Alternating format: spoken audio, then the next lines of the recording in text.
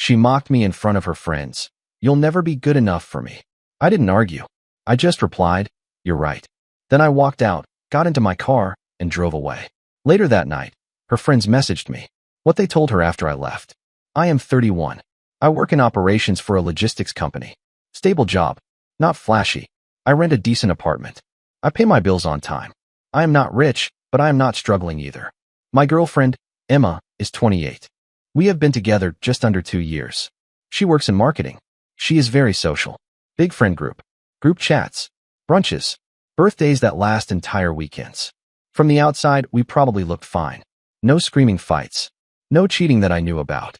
We traveled a little, met each other's friends, talked loosely about the future without locking anything down. But there was always this edge with her. A way she talked to me when other people were around. Like I was part of the set dressing, not the main cast. She had a habit of correcting me in public. Little things. How I told a story. What I wore.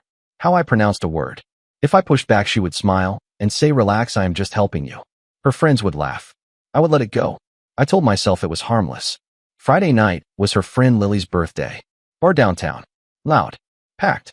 The kind of place where you have to lean in to talk and everyone is half performing for each other. I showed up on time. Brought a gift. Bought a round. Did everything right. About an hour in, Emma was already tipsy and holding court. I was standing next to her while she told some story about a guy she used to date who now runs a startup. One of her friends joked that Emma always dated up. That is when she looked right at me, smirked, and said, well, not always. People laughed. I felt it, but stayed quiet. A few minutes later, someone else said something about relationships, and Emma waved her hand and said, honestly, he will never really be on my level. She looked straight at me and said, you will never be good enough for me, but that is okay. It was loud. Everyone heard it. The room did not explode or go silent like in movies. It was worse than that. A few people laughed. A couple looked away. Someone said damn under their breath. Emma just stood there smiling like she had landed a perfect punch. I remember thinking that if I reacted emotionally, I would look exactly like the guy she was describing. Defensive. Small. Proving her point for her. So I didn't raise my voice. I didn't insult her back. I didn't storm off immediately. I just looked at her and said, you were right. That caught her off guard. The smile flickered. She clearly expected an argument or at least a wounded speech. Instead, I nodded like she had just corrected my math. I took my jacket off the chair, put my phone in my pocket, said happy birthday to Lily. Calm voice. Normal volume. Emma laughed and said, wait, are you being dramatic right now? I said no. I am agreeing with you. Then I walked out. I did not slam the door. I did not look back. I walked to my car, got in, and sat there for a minute with the engine off, just letting the noise drain out of my head. Then I drove home. On the drive back, my phone buzzed a few times. I ignored it. I was not angry. That was the weird part. I felt clear, like something that had been loose in my head finally clicked into place. At home, I put my keys down, poured a glass of water, and sat on the couch. I did not text her. I did not post anything. I did not rehearse a speech. Around midnight, my phone started lighting up again. Not from Emma. From numbers I recognized.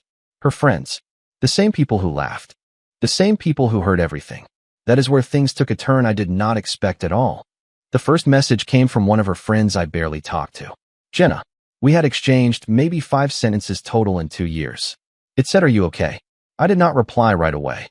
Then another message came in from Mark, one of the guys in the group. He said, hey man, that was rough. You did not deserve that. Then Lily herself texted. She said, I am really sorry about what happened. I did not know she was going to say that. That is when I realized this was not going the way Emma probably expected. I finally responded to Jenna and just said, yes, I am fine. I went home. She replied almost immediately. Good. Because that was not okay. We all kind of just froze. Mark followed up with something that stuck with me. He said she has been saying stuff like that for a while, but tonight was the first time she said it to your face. I asked what he meant. There was a pause. Like he was deciding whether to cross a line. Then he said she talks about you like you are a temporary situation. Like you are someone she is dating until something better lines up. Most of us assumed you knew. I stared at my phone for a long time after that. More messages came in. Different people. Same theme. Apologies. Awkward explanations. Variations of we thought you were in on the joke, or we did not think she would ever say it out loud. One message from Lily hit the hardest. She said after you left, Emma went off.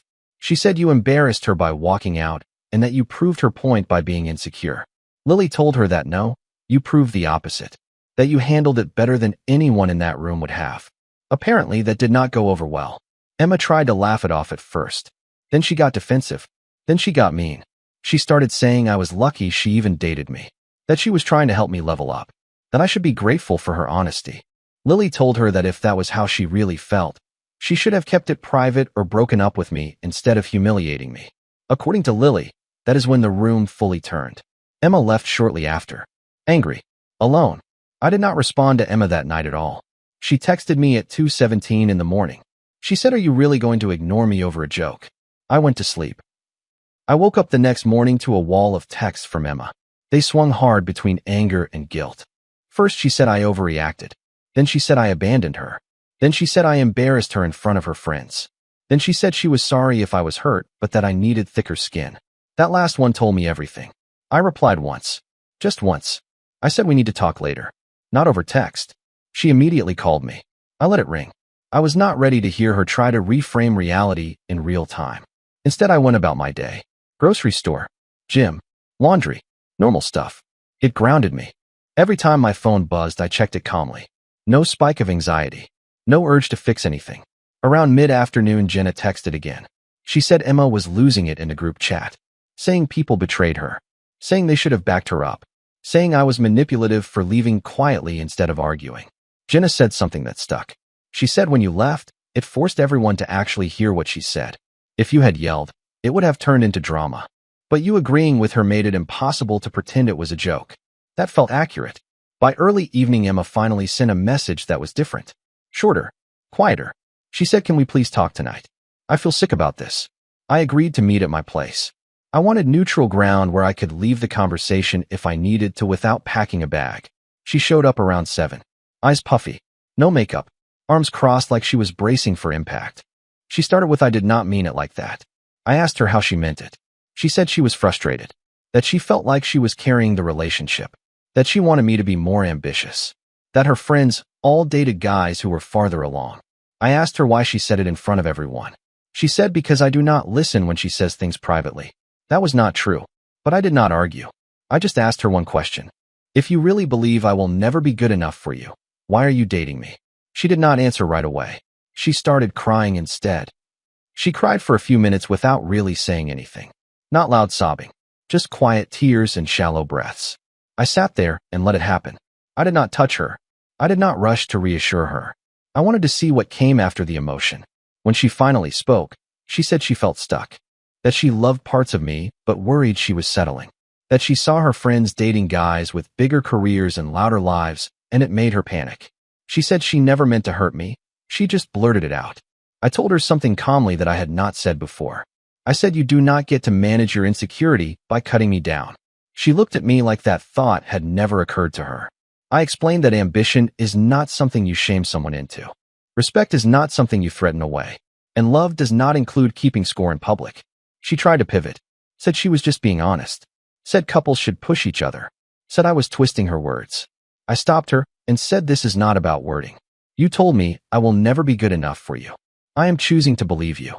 That landed harder than anything else. She asked if I was breaking up with her. I said I already left. Tonight is just logistics. That made her angry again. She said I was being cold. That real relationships fight. That walking away was cowardly.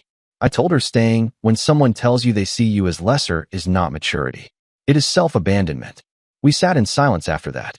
Finally, she asked what I wanted. I told her I wanted my keys back and some space. She took her keys off the counter without arguing and put them down.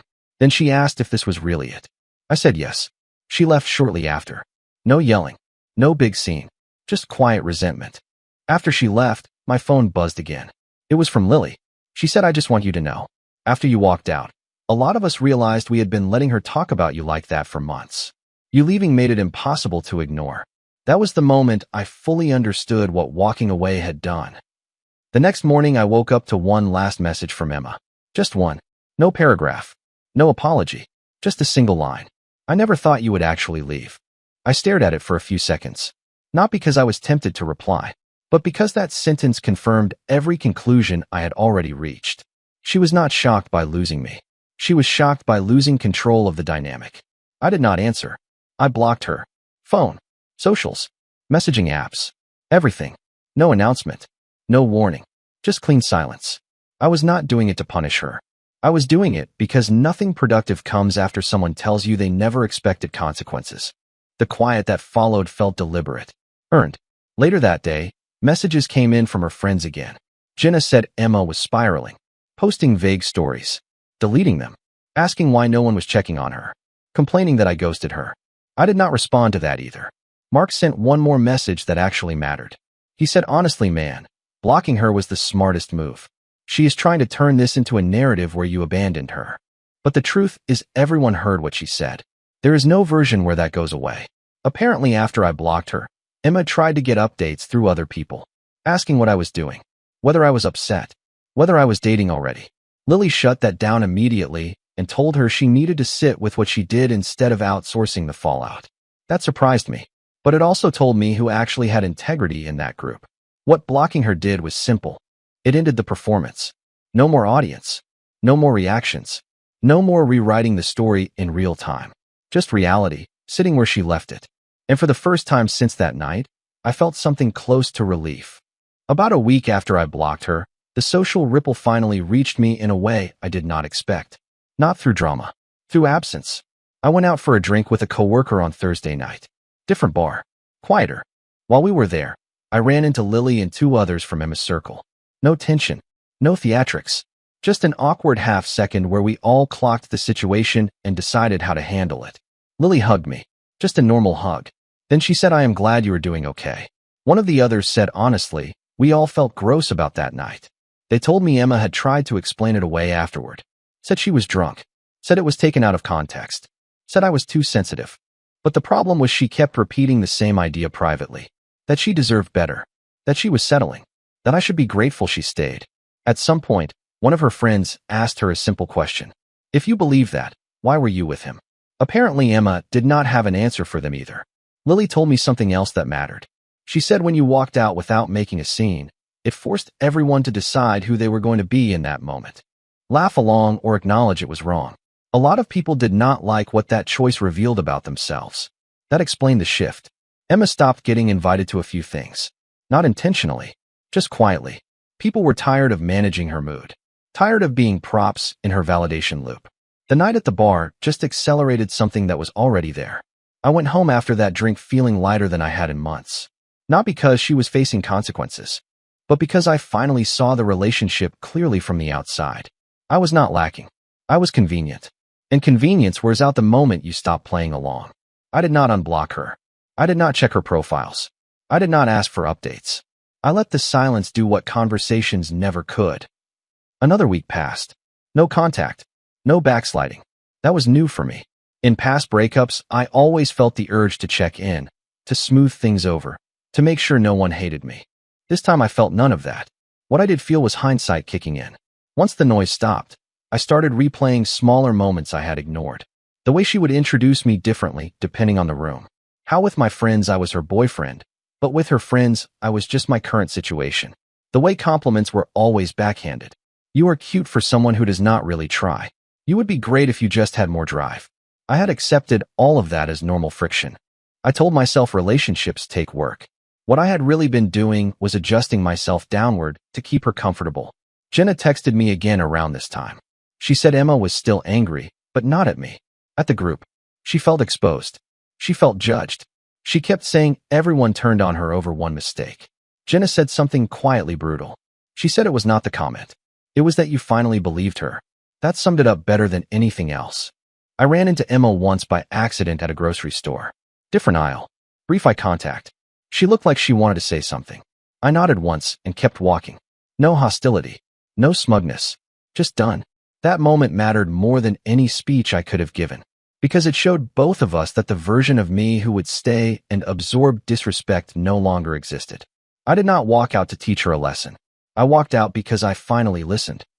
The story did not end with some dramatic apology or a late-night knock at my door. It ended the way most real things do. Quietly. Permanently. A couple of weeks later, I heard the last update without asking for it.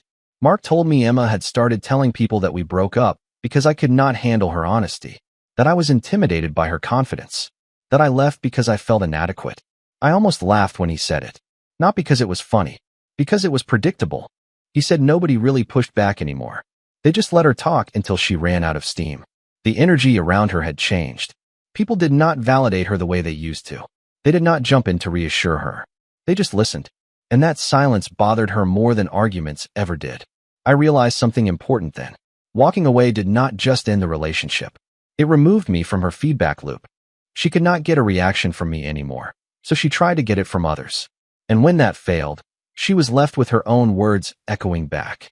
Meanwhile, my life did not improve in some cinematic way. No sudden promotions. No new relationship. No revenge glow up.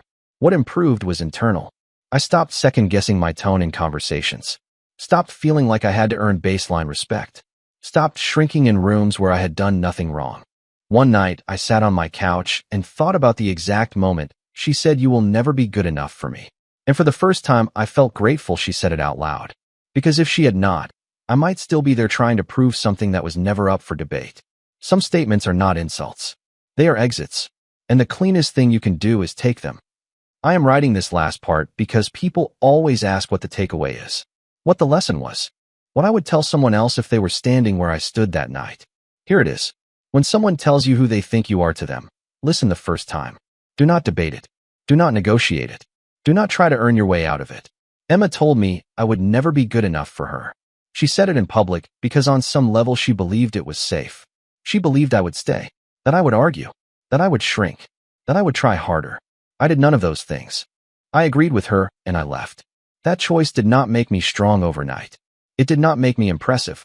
It just made me honest. Honest about what I was willing to accept and what I was not. Since then, nothing dramatic has happened.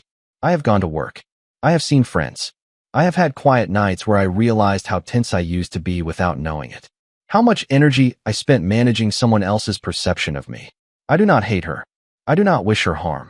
I just no longer participate in a dynamic where respect is conditional. If you are reading this because someone humiliated you and then told you it was a joke, here is the thing they will never say out loud. Jokes are supposed to be funny for everyone involved. Disrespect only works when you stay. I didn't. And my life is quieter because of it.